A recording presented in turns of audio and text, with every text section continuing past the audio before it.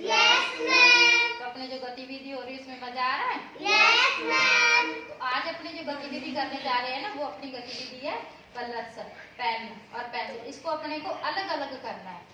Pen अलग करने हैं, कलर्स अलग करने हैं, पेंसिल अलग करनी है। तो फिर करो।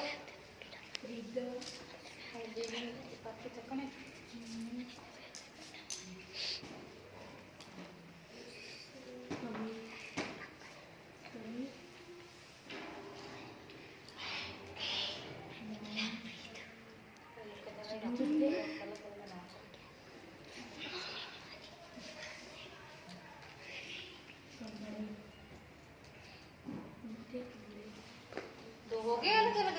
Yes ma'am. पेंसिल अपने अलग कर ली, पेन अलग कर ली और कलर्स अलग कर ली। तो इस गतिविधि में मजा आया? इस गतिविधि